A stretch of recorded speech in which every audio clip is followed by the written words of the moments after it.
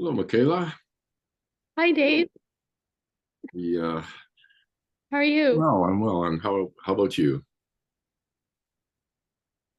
Pretty good. We get to do more than just talk now. We're taking this a bit at a time, a step at a time. Now we add video. Yeah.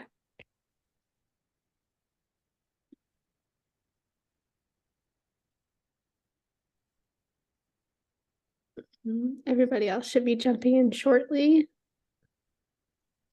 You said you got about 40 people signed up, Yeah. so we won't. So that's pretty good for a quick turnaround. Good. Yeah, yeah. I wasn't. Neither were you. We weren't sure how many we'd get, but yeah, I'm happy with that. Mm-hmm. Enough that Yeah. we can't see them all on one screen. Welcome.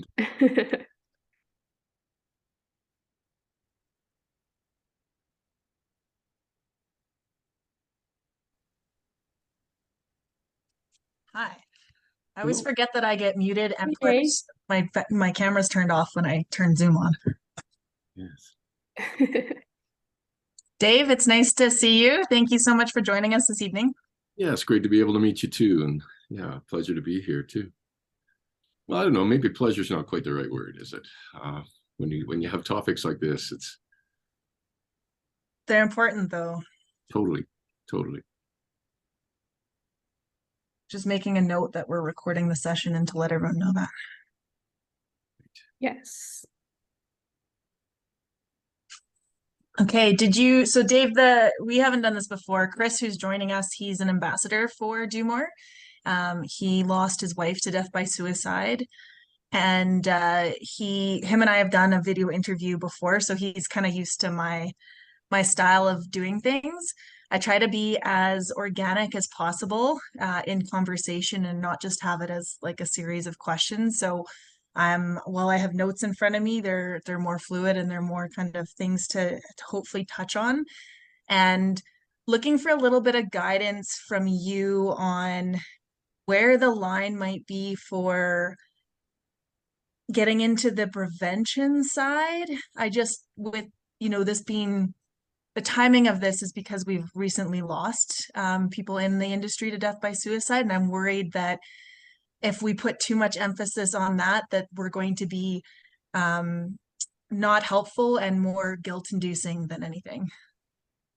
Yeah, let me see if I can grow that a little bit bigger. So part of an event like this, a discussion like this, that's taking place after suicides is, part of it is how do we make sense of all of this for ourselves and help ourselves feel better. But there's also the whole, how do we make sure this doesn't happen again? And are there people within our circle, our connections that might also be struggling, and how will we know? And what can we do to help? And yeah, Michaela had made that point too, that we do want to see whether we can touch on both, not just the what do we do after somebody is gone by suicide to make ourselves feel better, but and if nothing else, and maybe it bears even openly saying this in a meeting or a discussion like this, is if nothing else, if people take away from it a sort of a renewed commitment to pay more attention to each other, just notice stuff. So, but thanks for the heads up on that. Yeah, I'll see if I can talk on that a bit. And Chris has a really great, what does he call it? Calls it vitamin C squared that he created. He just joined. Okay. Hey, Chris. Hello, hi Megz. Hi, how are you? Hi, can you hear me now? Yes. Hello, everyone. I was just saying you have a really great your vitamin C squared. I'd love to touch on that. My vitamin C times 3 actually. Yes. Is what right, not square, times 3. Yeah, well, I don't know where I quite came up with that. That was somewhere in amongst all the deep thoughts that I've had over the last 5 years. So Chris, we haven't met, and right now you're a disembodied voice. I'm Dave. Yes, we can't see you yet. oh, okay. Just let me get that going here. See if I can figure out. The voice of wisdom on the call. Voice There of we go. wisdom. There we go. Well, see, electronics, I love them. Anyway, nice to meet you all, first of all. So again, Megz and MacLeod, but especially to you, Dave. So we're going to have a great chat, I hope. I'm sure it will be. Yes, and Dave is joining us from the Center for Suicide Prevention, and I will do, at the beginning a little blurb welcoming everyone, introducing Do More. I will do a couple housekeeping notes about, if people feel more comfortable keeping their cameras off, to do so, that at any point people can ask questions and they can private message me questions if that makes them feel more comfortable asking, as well as to make sure people are sensitive to what they need, and if that means leaving the call, then to make sure that they do that and take care of their needs. And then I will introduce you both by name. Dave, I will say that you're with the Center for Suicide Prevention, and then I'll ask you to further introduce yourself, so kind of do some of your own bio points. And Chris, it'll be much like the video interview we already did, same thing. I'll hand it over to you and you can do a further introduction. Okay, all righty. Should I make you host, Megz? Sure. Okay. And where are all of you right now? Well, I am just, go ahead, Chris. Oh, sorry. No, I'm at home, which is Radisson, Saskatchewan, which is about an hour northwest of Saskatoon. So Nice. I'm just south of Calgary, Just south of Calgary. Where? in the newly minted Diamond Valley. Oh, okay. Mm. Newly minted. Where are you at? And Michaela, you go first here. And your whereabouts right now? I'm by Prince Albert, about an hour and a half away from Saskatoon. Right. Yeah, and I'm in Calgary, and I'm in right down in the core right now. That's where I'm still at my office because it looks better than my home for video. So Thank you. Yeah, I could do I get that. I could do what Megz did and blur my background, I guess, but That is why I have a hutch behind me that is covered in mail and stuff that I need to sort and kids' projects. So, and a ceiling fan that is directly above my head, and it usually looks like I have some type of weird hat on or something odd growing out of my head. Chris has got a beanie with a propeller. Oh yeah, yeah. I've got the beanie on tonight. Yes, Dave. Thanks. I can go shut it off, or I can shut the background off here too, if it's bothering anybody. So No, I think fine. nope. Michaela, do you know how many people we had pre-register? Almost 40. oh, big group. You were saying, Megz, that you'll need to remind everybody that it's being recorded. And when I signed on, and I think that's probably for everybody, you have to click a box before you can come into the meeting that acknowledges that you know it's being recorded. So Yeah, that's a good. people give their consent anyway if they're here, but still, it's worth saying something about it just in case.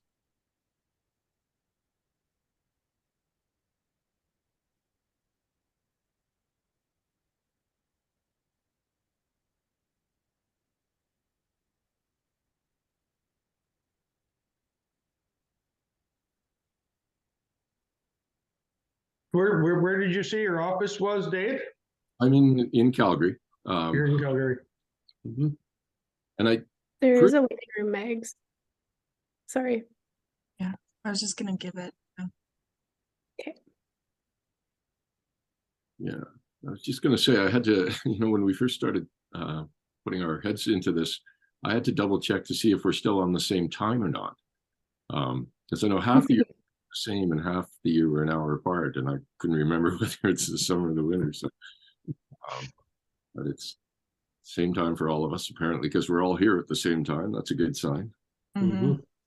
Yeah, we change our meeting time sometimes, like with the Do More team, because used to be in Saskatchewan, now I'm back in Alberta. And so stuff that works for morning meetings that, you know, when we're on the same time doesn't always work when we're not on the same time anymore.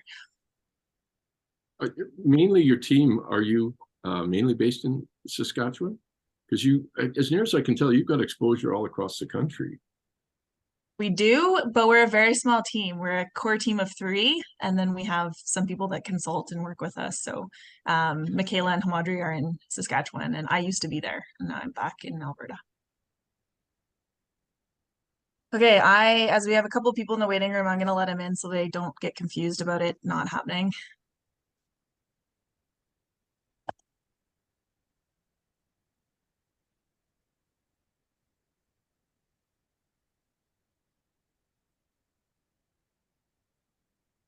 Welcome to everyone that has joined.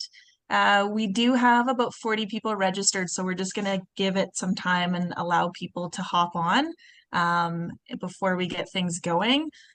Please, if you are, you're welcome to keep your camera off if that makes you more comfortable. And yeah, we'll just hang out for a couple minutes. If you guys want to chat, say where you're from, you're welcome to do that as well. Thank you to everyone who's joined.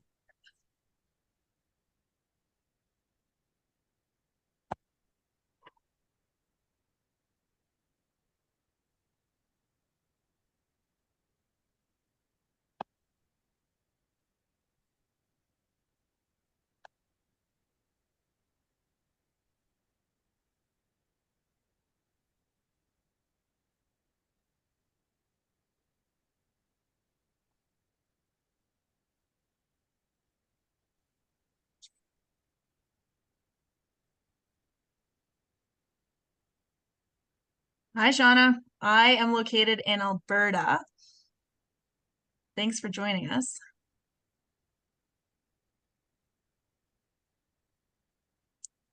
Oh, very cool. New Mexico. Hi, Samuel. My sister's actually on her way up to Edmonton right now.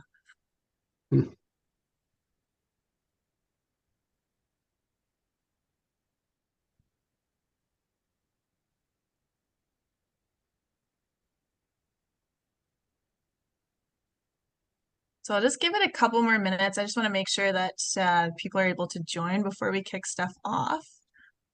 Hi, Isabel. Have the Kellers started to change in Quebec yet?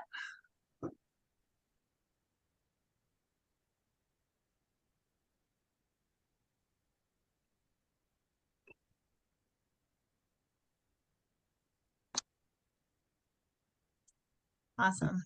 I'm going to be in Quebec in the middle of October, and I'm looking forward to seeing the Kellers.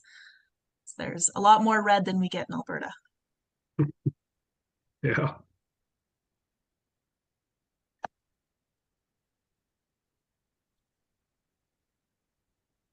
Yeah, I've never had the pleasure of experiencing that either, but I hear it's something to see, and it's right in our backyard, really, in the big country of Canada. But yeah, have to put that on my to-do list someday. I think you hit on it, Chris. In the big country of Canada, I think we can fit about three Germanys and just into Saskatchewan. So got a lot of land to cover to go see something that's in our backyard. Yeah, true.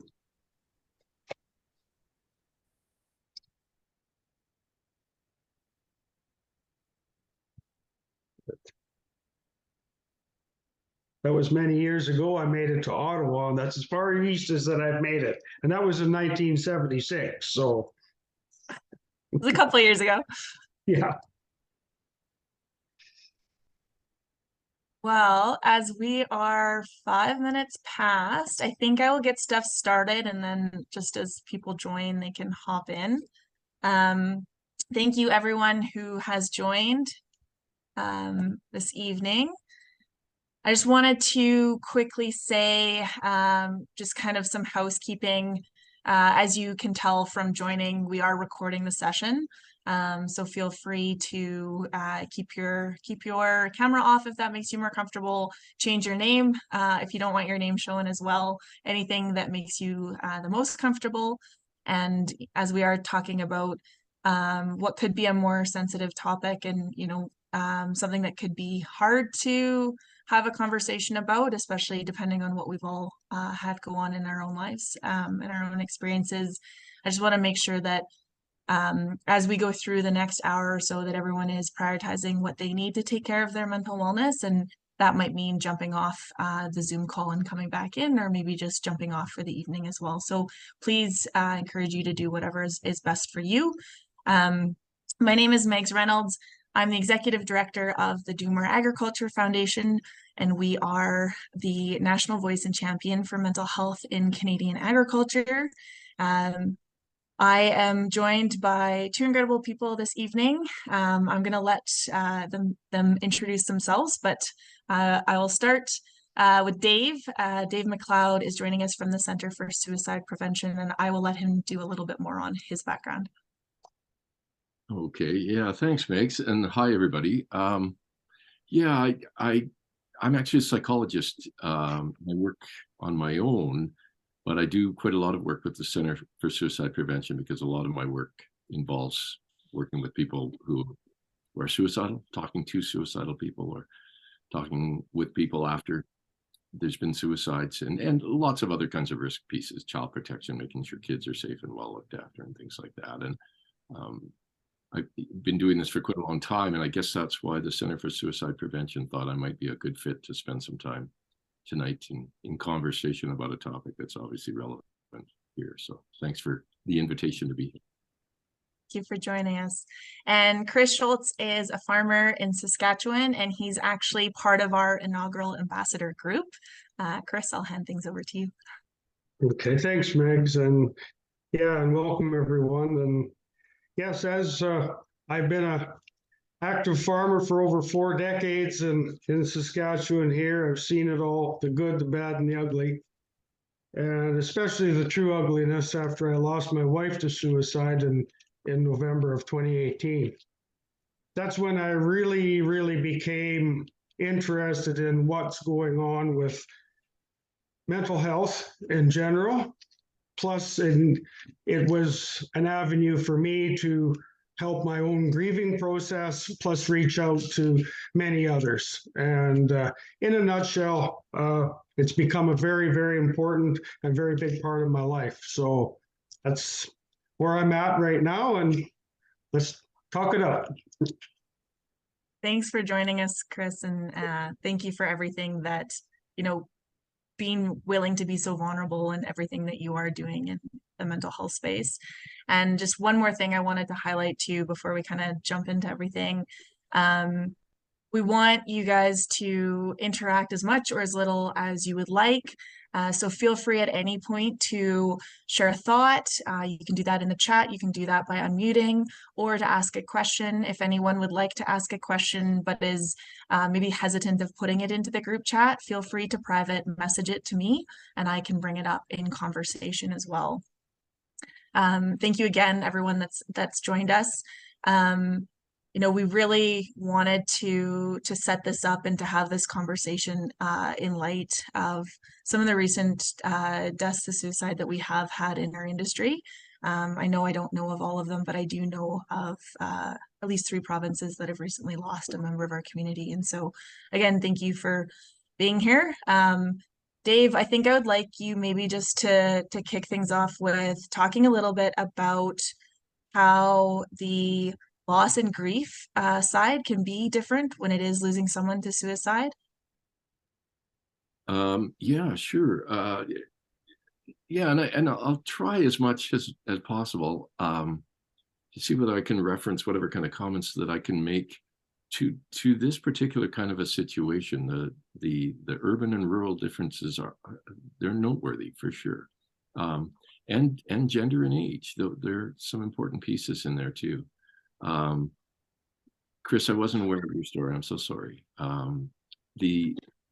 Lots of the people, maybe many of you in the window today, have firsthand or secondhand experiences of people passing by suicide. And there's something about dying by suicide that in the way that we as a society view the whole process of death, we just view it differently. If somebody in your family or someone in your circle was to die by, I don't know, cancer or something like that. I mean, it might be sad, it might even be tragic, it might be sudden, it might be unforeseen.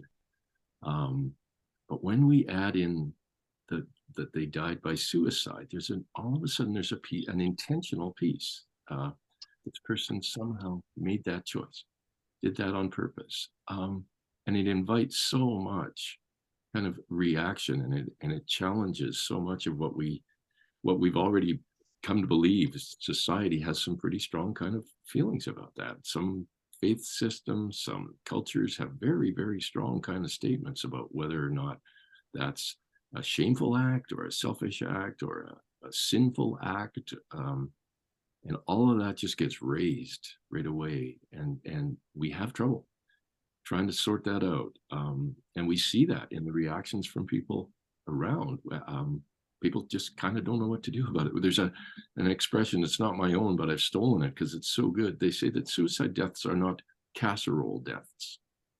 And the expression, I think, comes from the whole idea that if somebody passes away through some kind of medical illness, afterwards, if you lose somebody, then people will bring meals and drive you to appointments and go do grocery shopping for you and do all kinds of things for you. But in the case of a suicide death, people just don't know what to do, what to say, and so they feel uncomfortable with it. And so people who maybe need the help even more at a time when they need it more find that those around them are even less available because they're feeling awkward. So there is a different kind of feeling to it for sure. Maybe you have other thoughts to add. Go ahead. I actually had a friend in the industry reach out recently and ask that question. One of her friends she had just lost, and she was looking for ways to support the family, and she reached out to me because she wasn't sure how to do that. And she said, normally I would make meals, it was harvest time, I'd offer to go run the combine. And she said, but I don't know what to do in this situation.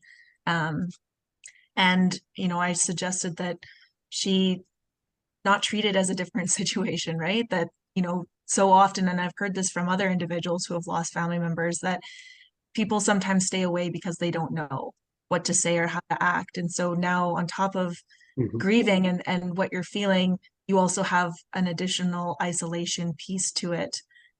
Chris, do you want to speak to what helped you and what you were really looking for kind of in once you were going through your loss? Well, I guess fortunately or unfortunately, depending on which way you look at it, fortunately for me, I guess my biggest support came from as I live in a small community. There was about 600 people here. And when the news went out that what had happened, just rocked this whole area and town to its very core. And the support that I had come to me was overwhelming in so many aspects, just people reaching out with kind words and kind acts and the things that they continue to do for an extended period of time, like it just wasn't here today and gone, in a couple of days or a week, because this, like I say, shook our community to the very core. And for months, our family was so grateful to the people around us because everybody's situation is different. And then you got to kind of read the situation. And I think you got to react to the way that situation looks, because everybody's situation is different. Right. So, but that to me was the biggest initial part of support that I got. And then once I kind of got my head cleared up and went through, well, I got to reach out and help for myself a bit here. So that's when I reached out to a couple of different other organizations that deal with more of the left behind, the survivor of suicide. And that's where, I got involved with that, and I got a lot of support and wonderful help from that, still to this day, over the last near 5 years now. So it's, that was very, very huge for me. And I think it is for a lot of people, is just that sheer connection that you have with like people that have done this. Because I'm not in this world alone. Like there's been others that have been down this path before, and there's probably going to be others after me. So anyway, that was a very huge learning thing and powerful tool that I used. Can I just jump on? Chris, so much in there that you said that's so brilliant. Start with that last piece. You could tell us, a lot of people, when somebody close to them dies by suicide, are not ready for those groups yet. Not at first, not for a while. What we need is our caring people around us for a while. And it's so common. When somebody passes away, a death in a family, and there's the immediate kind of after period, a week or two in the funeral and all of that, and there's all kinds of people there and attention and stuff is given to you. But dial ahead 6 months later and that's all gone. All those people have gone back to their lives, and some and the sheer impact of a death by suicide, I mean, it's almost by definition a surprise. We knew it was coming. Sometimes people talk about suicide and they give some clues that maybe it sort of rises and falls and never seems to go away. Sometimes we maybe are not totally stunned by it, but mostly when it finally happens, we just didn't see it coming. And it can be so disrupting and so dislodging that to ask somebody, what do you need? They can't even answer that question. They don't even know what they need. Story of a fellow who lost his partner by suicide.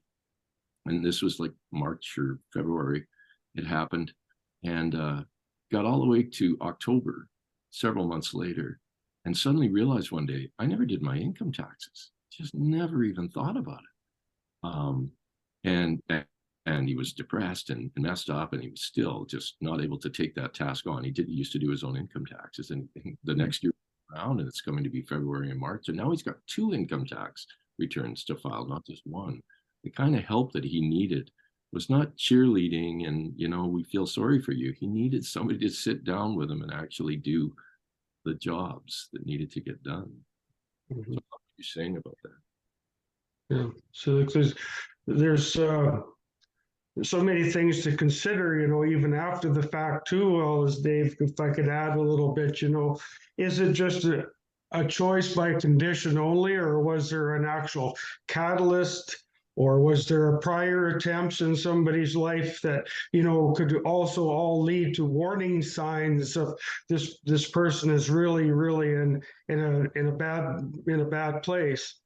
But in my personal situation, I had none whatsoever. There was no priors. There was no warning signs really. I just, boom, there it was right in front of me, and I just, wow, what the heck happened here? The shock and the disbelief I was in for many, many months, and was, very, very long and very time consuming, and a lot of wasted hours and days trying to process all what had gone on. So, yeah, I hear you. That, the one question that jumps to top of mind, well, there's a couple. One that's helpful, one that's really not helpful. And that's the what happened question, the inquiring minds want to know question. That's not helpful. Nobody needs to be spending a lot of time on that. But the one question that's in our minds, and we very likely never get an answer to it, is why? Yeah. And it's different from every other death by accident or by illness or something, because there was a choice or a decision. One fellow was in his late 20s. And he had tried 3 times in his life to kill him. And he said something I've never forgotten. He said, at the point when you get to that, there's no decision to be made anymore. It's almost like you feel like it's the only option available to me. The people feel so stuck, so hopeless, so helpless, and how they got to that point that's the why question that we probably don't ever get answered. Contort. Yeah, it's so it's like a bad onion, peeling an onion. The why is, the more, if you could ever dig into it, it'd be just getting worse and worse. But the thing of it was for me is that I had to really move on and start the grieving processes. I had to forget about searching for the answer to that why, because as long as I was looking for the why, I couldn't really get on to all the other layers of the grieving process. And it took me a long time to just finally get that, ultimate question out of my head and think about, let's move on here, instead of saying I can do this, I got to think, well, I'm still learning, but I can keep trying, and then that's where I started to get baby steps from, rather than, just I can do this. No, you can't, or at least I couldn't. Yeah, I get that. It's so much healthier because, well, and again, you can tell me, because part of the why question is, what did I miss, or why did I not see this, or Mhm. how could it have gotten this way and I couldn't stop it? Right. We tend to beat ourselves up about things like that, and you talked about signs and things like that, and boy, that, I mean, who of us doesn't have a story? And maybe Chris, yours is one, of the person who seemed like everything was fine. They were laughing, and I just talked to the person yesterday, and they were laughing, and everything in their life seemed to be going well. The kid who's the captain of the hockey team, and the high marks in school, and we say there were no signs, yet we've got all kinds of research that tells us lots of times there are. And so how do we make sense of that? I think there's three ways that we make sense of that. One of them is, first of all, I think it's easier and healthy and self-protective to say there were no signs, because that's easier to say than there were signs and I missed them. But a big part of this is that sometimes the signs don't look like signs until afterwards. And we look back and they say, well, I guess that was a sign, but it sure didn't look like a sign at the time that I saw it. Mm-hmm. I didn't realize what that was. Yeah. And the other piece is that sometimes, maybe one person saw them and, they were looking a little rough that day, but I just thought they maybe slept in or something. And another person saw them the same day, and they were making kind of sarcastic jokes. It was a little out of character, but I didn't think too much of it. And one other person saw them and they said they were really critical and arguing, and it seemed a bit different, but I didn't think. And all of us see only little tiny pieces of it, of the picture. But when we fit them all together, we realize maybe there was more realized. And that can be one of the really challenging things with agriculture and with farming in particular, is because what you just highlighted as things that could be those little signs, that's where an individual could just always be at, because there's so many in our industry that are living with that chronic stress load and burnout. And what I have noticed that we've done in agriculture is we've normalized being in the orange and the red as characteristic traits. And so what could be signs, what maybe should be signs, what maybe we look back afterwards and say, okay, maybe that was a sign. We don't see them as that. We're like, that's just how Megz is, or that's just how Chris is. And it can be harder. And I think that's where starting to be more open and have conversations and, understanding what's going on. And, maybe I just had a friend text tonight. They just had 90% hail on the canola they need to combine this week. And, checking in, saying that sucks. Like, how are you doing? And trying to, have a real conversation about it. And Chris, like, back to your comments of, like, I think it's so important to say I had to move past the why, like to highlight that was an important piece for you to be able to engage in the grieving process. And then, Shauna's got a comment in the chat of sometimes when you don't know what it was right away, or maybe someone finds out later that is in your circle that didn't know, the cause of that death, that then it's again almost like starting at day one when there's individuals that have just learned about it and want to talk about it. And Chris, one of the things that you brought up when we were talking earlier was how I think sometimes when we talk about grief, we're like, here's the different stages of grief. And in our minds, that makes us think that it's linear.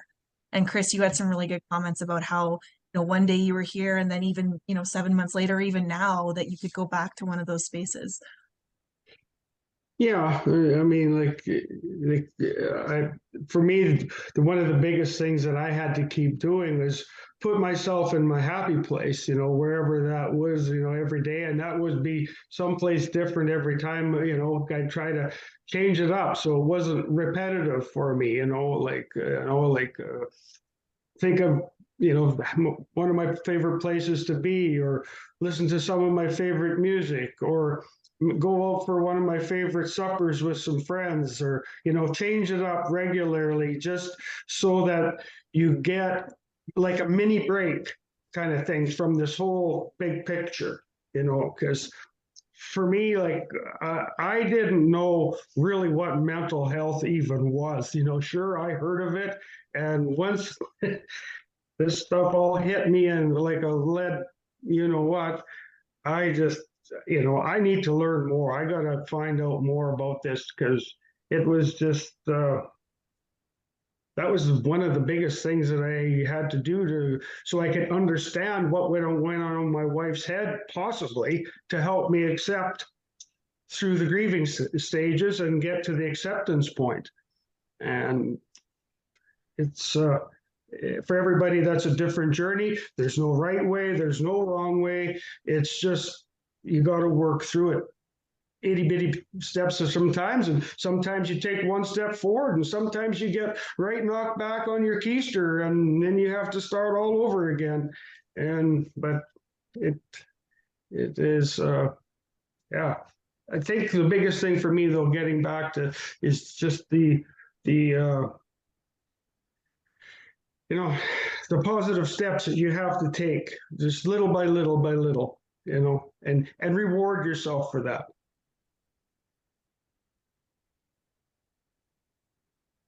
There's a piece there that you talked about, both of you kind of talked about too, is who else is there with you to do this? To carry all of this on your own can be so hard, and to not be able to talk about it. Kristen, you say, let's talk about it, and we, men especially a little bit farther on into life, when you say, I didn't know what mental health. I mean, we have a society where men have been conditioned to do, we're not very good at this. We're slow. We used to say, mental health, that's not a thing.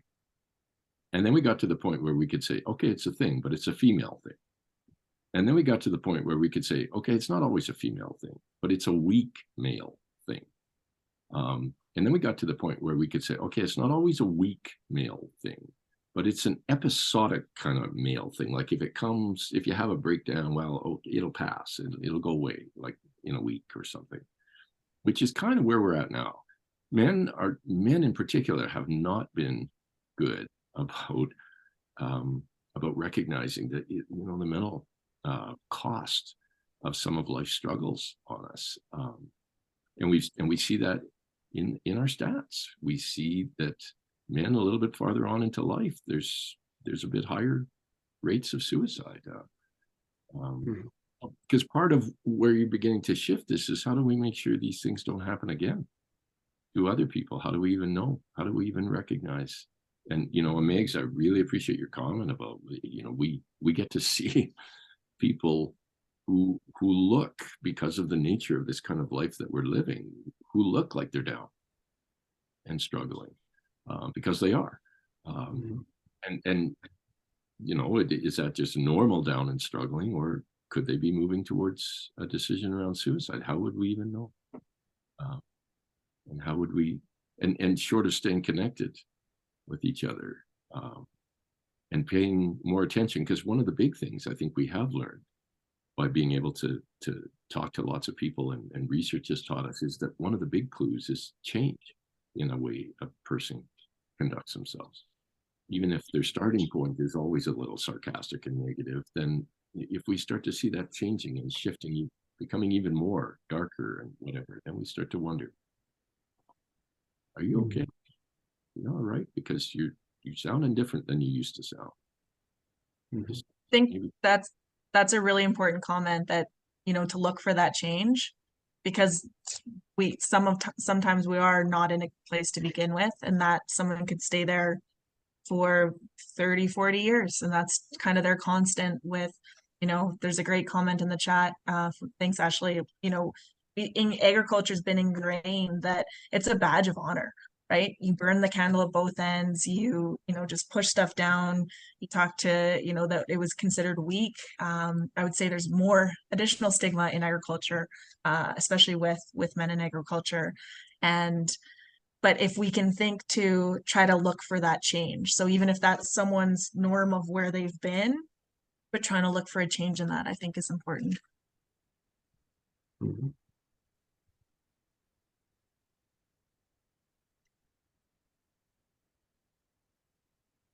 Is there anything, Dave, like with your personal and professional experience, to expand on as far as the grief process, what can help with that, how, and I know it is such an individual thing, but maybe some suggestions for people? Well, I mean, I can just try to sort of think out loud here a little bit. Chris, you made a point, and it's such a powerful point, that there's no right or wrong way to do this, and Meg, to use your word, linear, that you have to do this and move through this. It's not at all a smooth thing, especially around suicide. It's so tormenting to lose somebody by suicide. A very long time friend of mine is a minister who said that a suicide death is the most difficult kind of funeral to conduct. Like, just what do you even say?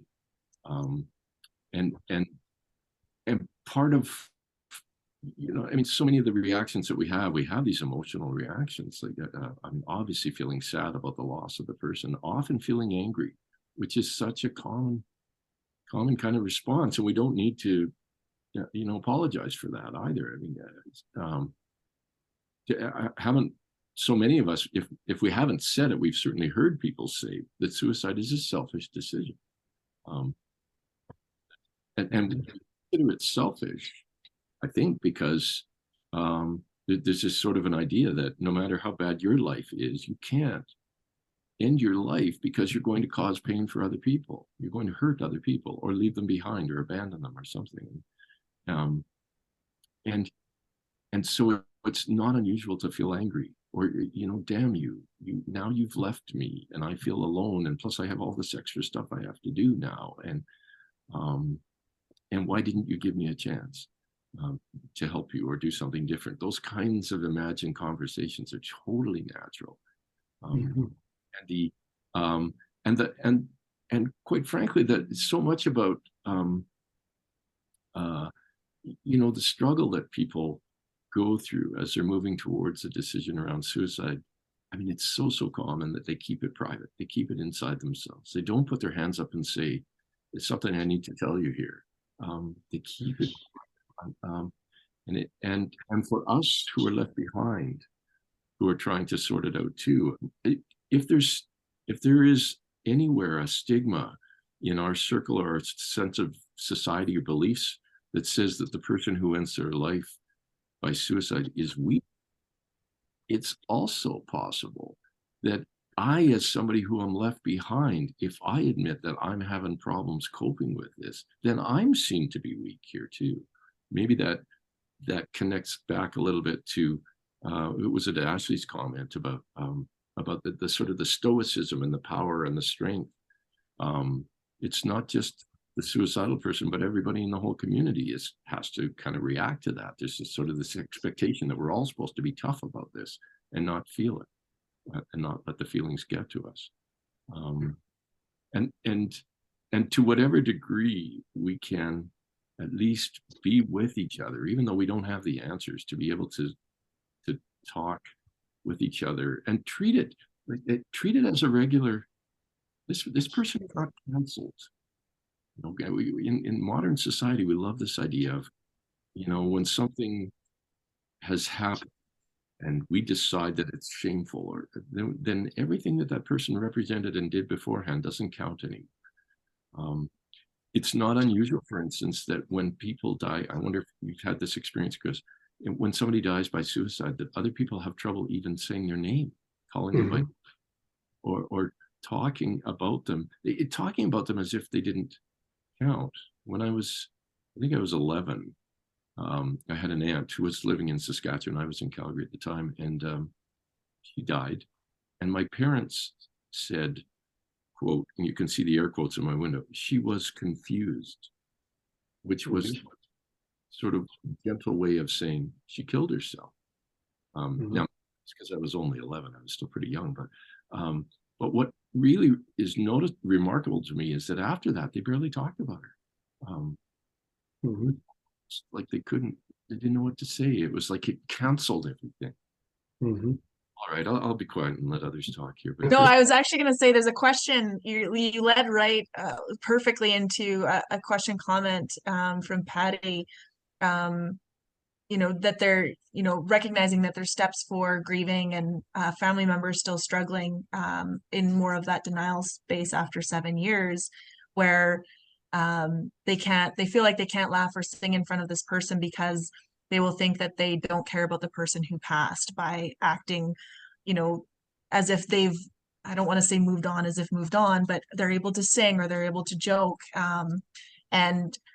So the question is, I don't think this is normal, but I also know everyone different ways. So just any kind of comments around that.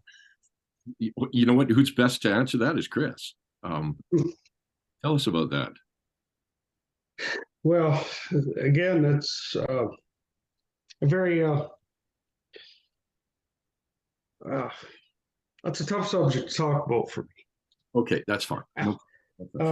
But I'll just add a little bit to what you said first, Dave, and then and Megz too. Like we were talking about the changes that people make, and sometimes the changes that they make over, let's say, if it's a conditional type depression or anxiety situation, some of these things can take months and years for them to escalate to the point where all of a sudden, they're thinking the suicidal thoughts. And with that, I will just add to this that if you see this slow decline in their overall well-being, but all of a sudden you see a very sharp upswing of happiness in their lives and in their lifestyle, that could be very sudden. It could be just bang, two or 3 days, 2 or 3 hours, and that's what was in my situation. Was only a matter of hours when the happiness thing kicked in, because they can see the end of the line. They can see the relief point, and that's when they've already made the mind up that they're going to they've made their choice. They're just looking for the opportunity from that moment on. So there's a huge shift in what happens in their minds in the final moments or days, or leading up to the end. So I know that doesn't quite fit onto what we were talking about there, but it's just another thought that I wanted to share. That's all. So yeah, let me build on that. And Patty, I'm mindful of your question. We'll try to get to it in a second, but so you're not forgotten here. But just want to piggyback on what you said, Chris, about that. Yeah, the whole idea that sometimes people get a burst of energy and they seem more positive and more focused, or they start getting their affairs in order.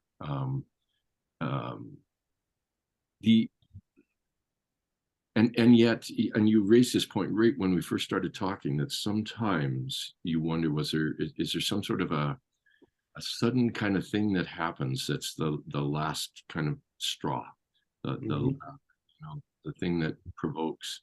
One of the things that we've begun to learn, I think, is that at some level, the final decision to suicide, it's not made up here. If you can see my window, it's made down here. It's not a thinking decision, it's a feelings decision. People don't take their lives because they think it's a good idea. take their lives because they feel so whatever, bad, so overwhelmed, so hopeless, so helpless, so stuck, so lost. And what can get a person to that place can sometimes be very quick, or sometimes it can be just a long, long buildup. You use the word depression or whatever, and we've got some evidence that says probably something close to 2/3 of people who die by suicide probably could have been diagnosed with something if they weren't already, but not everybody. You know, it would be clinically depressed or you know, have a mood disorder or whatever. And one of the things that we really, really worry about, that we really don't want to see, is people who are really struggling and on the edge of a decision like this, is if they're drinking a lot or using drugs. Because you know, what's the joke that when we drink, whatever we feel it 3 times as strong, right? Which is why you get angry drunks and weepy drunks and happy drunks, but you don't get smart drunks, right?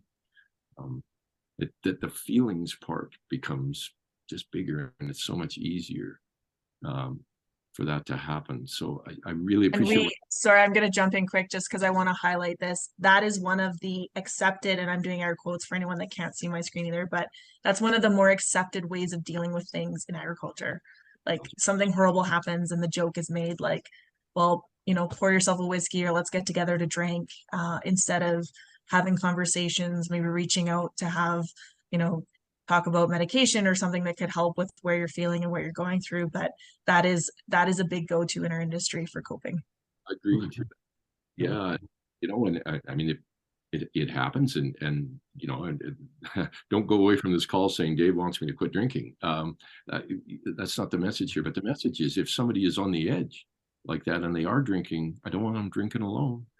I want somebody around who can help them make those decisions. Patty, we haven't given you an answer to your question about the normal. Yeah. How do we even sort that out of, you know, wanting to cheer somebody up but not come across as disrespectful, wanting to be able to bring in some levity to a person's life when they cannot see anything positive right now, and how do we even do that?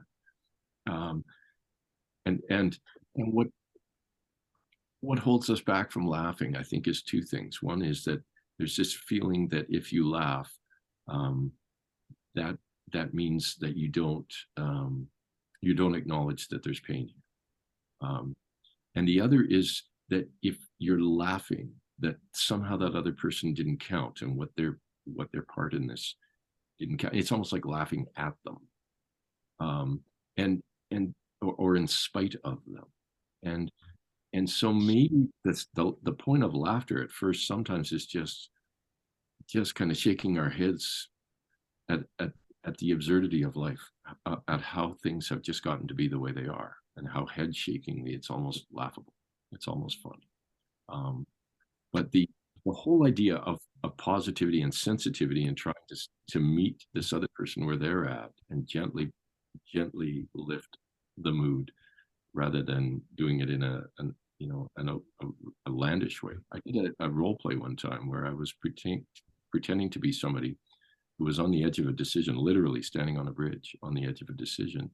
And somebody who was trying to help this character came up and told a joke, just trying to totally break the whole mood and dislodge the person. And it didn't work at all. It just made this character feel worse. So I love the sensitivity in your question. We want to get to a point where we can laugh a bit at a time. Baby steps was your expression, wasn't it, Chris? A little bit at a time. Aiming for joy at first is aiming too high. Aiming at best for maybe recognizing that, yeah, this whole thing is just... Doctor, I understand what you're saying, but I'm still confused about after 7 years, we can't even laugh in front of this person because he or she might feel that we're very happy, and he or she's still struggling about somebody else's death. That's a long time. You're right, Patty. That's a long time.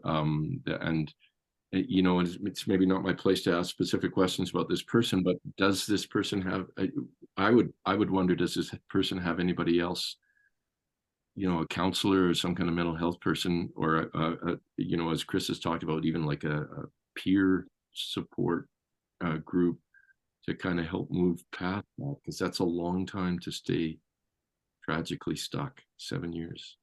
Right. The thing is that this person doesn't believe in therapists. I'm a counselor and they don't believe in therapists, but yeah, it's confusing though. I mean, it's very sad and I have a lot of compassion for this person and I have tried to help a lot as a family member, but I can be a counselor for my family. You know what I'm saying? It's not ethical. Totally. Not I only can support him, but I can be a counselor. Is it okay, Dave? This is for you. Is it okay to say, you know, to have a conversation about that without calling them out? Because I wouldn't want to do that, but just say like, you know, we think about this person, we love this person, we miss this person, and part of the way that we honor our connection to them and the fact that they're no longer here is to be able to still see joy and you know, to laugh and for us that's a way to honor that person and not just be still in the space of not being able to move forward. Yeah, I mean, you see me nodding your throat, all of that. And yes, I mean, again, not to over focus on this one particular story, but Patty, you would know what that relationship is like between you and this other person. Could that relationship handle a conversation in which you were to say something just very much like what Meg said? You know, we want to be able to laugh with you and to find positivity and hope and life. And you know, how ready for that are you? And how can we help you get there? Because as long as you stay so stuck this way, none of us are going to be able to move beyond this. Right. And I can also tell this person is painful for me seeing you like that, you know?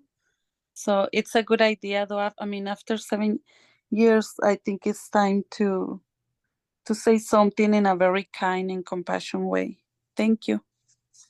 Yeah. And Chris, I want to before we run out of time, I want you to share your vitamin C ×3, because I think that is such an incredible thought process of just how we can, you know, as individuals try to move through things, support ourselves, move forward, especially your comment about just talking, even if it's not to another individual. Yeah, like it's vitamin C ×3 is my own little way of bringing some smile and bringing some sense to all this. But the first C stands for communication. That is one of the most powerful tools that anybody can use in any light of this whole topic of mental health. So yeah, the first C is to communicate. Secondly, the second one is connect. Connect with professionals that can help you if you're struggling. Connect with organizations, even friends. Use whatever you have to bring you to a different or to a better level. And that's the connection. So that's C #2. And then the third one is construct. Construct yourself a new happy world.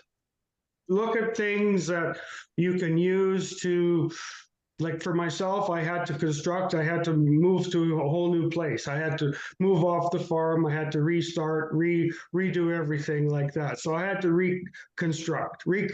So those are the 3 C's that I have, you know, and like Meg said, yeah, if you have to sit down, talk to your goldfish, talk to your dog, talk to your cat. They all listen. They're wonderful listeners. They're very compassionate. And yeah, if you can't find a friend to talk to them. They do wonders for people. So, Chris, I love that, because I think we create our own barriers around having conversations because we don't feel like we can have that, be that vulnerable with someone else. And so we're like, okay, we'll just shut it down. We're not going to talk about it. But I love that as that bridge to starting that communication, where talk to your cat, talk to your plant, talk to whoever. There's so much to be gained from getting it out and having that conversation, even if it's to something or an organism that's not going to speak back to you. Oh, yes. There was many hours that I walked around the house from 1 a.m. till 6 a.m. and talked to the bare wall for a year, but it still listened. And I felt better about doing it after. I kind of looked dumb probably at the time, but it sure felt good, at the end of it. So, yeah. No, I absolutely love that. That's why I wanted to make sure you were able to share that to this group. Yeah. Yeah, see, I'm not the only one that thinks it's great. Yeah, and Chris, thank you so much. I'm sure it can be challenging, but it's just so incredible. And I know that you've touched so many people and all the work that you've done with being able to be vulnerable and to share your story. And I also just want to highlight too, we've talked a lot about covered a fair amount of ground, but I know that sometimes also a barrier to checking in on someone can be, if we are able to see some signs, can be that fear of maybe putting ideas in their head. And so we don't always want to come right out and ask if they're thinking about suicide. And so I just want to make sure that everyone on the call knows that by asking that question, you won't be introducing that thought to someone. And if you are really worried about that person, it is very important that you ask that question instead of just asking if they're okay. Mm-hmm. Yes, because it's easy to smile on the outside, but not smile on the inside. And that's are you really smiling, or are you just So you have to ask that question to get an honest, especially if you are a very confiding person with, or have a very good relationship with that person, and the trust level is something that is kind of next level, for lack of a better way of describing it. So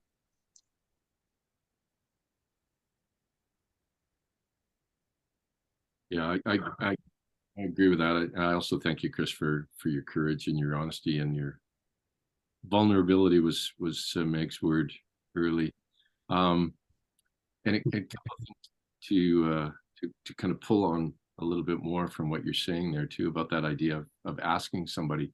My thought when we started, in fact, we had a chance to chat just for a minute before we all opened the window, that if we take nothing else away from a talk like this tonight, it might be some encouragement to pay a little more attention to each other, to just notice what's happening, and not just notice it, but say something.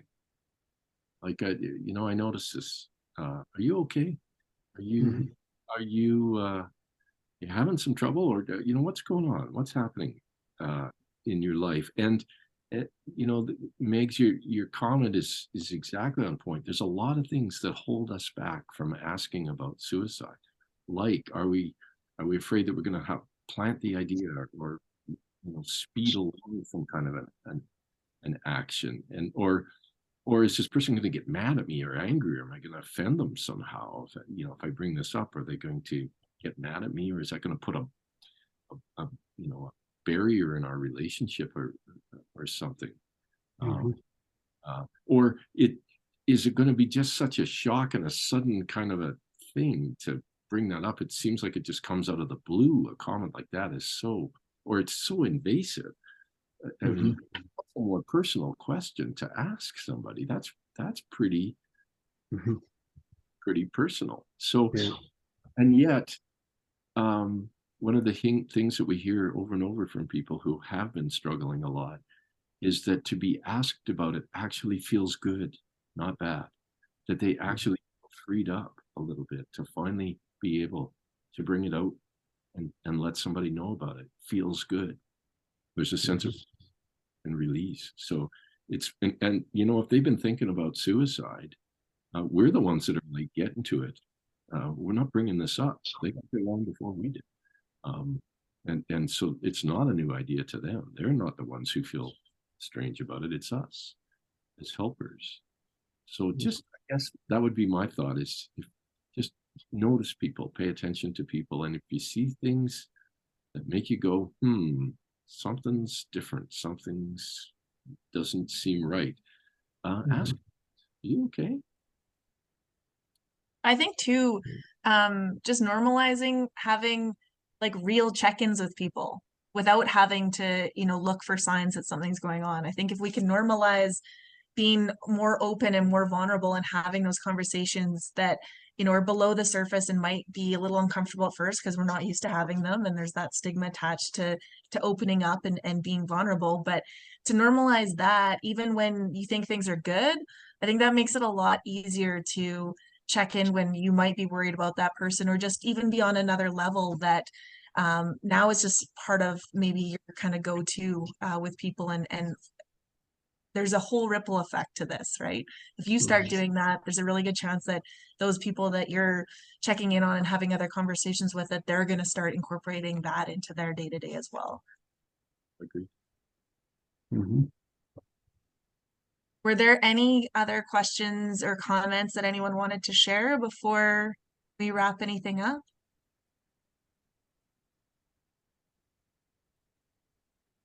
Chris, was there anything, I'm trying to think back to everything that we talked about. I can say, we as in Do More, we've been making videos every month has a topic, and we do have, next month will be on grief and loss. So there will be video interviews that will be on our YouTube that go more into depth on all of these pieces.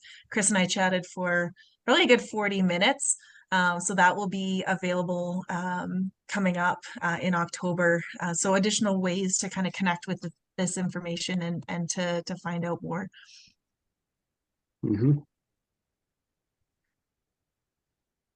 Yeah, and just to recap and just kind of, go back to what we were talking about there about, producers and their stubborn ways, like instead of reaching out and to talk to somebody, they'll stay at home and fix the problem themselves, like you say, with that jug. And let me just say that there's no shame in asking for help. Step outside the box of thinking, well, I can fix this myself at home tonight and everything will look good tomorrow and down the road. But if you need the help, don't be afraid to ask for it. Get out there. There's all kinds of resources, maybe not as much as there should be, especially in the rural areas of this big country. But it's still, they are there. And do a little homework. Help yourself, help your family, help everybody around you so that you can live, in a better situation. That's just, don't be so proud to say, I have a weakness, I need help. I think it takes so much strength and bravery to be able to first acknowledge and accept that there's something going on that you need help with, and then actually reach out, connect to that help. And I just want to highlight, I just threw in the chat, domore.ag/ag talk. In June, we launched a national peer-to-peer support platform powered by Together All. It's free for anyone 16 years and older. It's available in English and French, and it's fully anonymous. So it's a safe place to go connect with others who understand where you're at, maybe go to support others that are sharing. And it's also monitored 24/7 to help keep everybody safe and help everyone progress on their own mental health journeys. Dave, any closing comments now that we've hit our time? Yeah, boy, it doesn't feel like we've I know. Just got 15, 20 minutes. Biggest thing I want to say, and I'm echoing what comments are coming in the chat window. Chris, you move me hugely with your story. And there's a lot of wisdom that you brought to this discussion tonight, and I thank you for that. So. Well, thank you for the kind words, and from you and Megz and with Dave too. But I was just scrolling down the list here of the comments that are coming in, and it's tugging at my heartstrings, to be honest with everybody. Well, you deserve it. And for everyone that has joined us this evening, thank you all so much for spending a chunk of your night tonight with us. And I know that there will be pieces of this that leave with you, and that, you know, from you go out into your communities and your families as well. So thank you all for everything, for being here and for being part of what's helping move this industry forward and what's helping change the conversation around mental health. Thank you, Megz, for hosting and putting this on. It was great to chat with everybody. And I know the conversation could go on for hours and hours more, but you're right. We have to call it a time. And until then, take care, everyone. And I wish you all the best. So I'm going to officially stop recording. I will hang out a couple of minutes if there's anyone that wants to send a private message or stay to have a little bit of a chat. Oops. Once I figure out how to do that.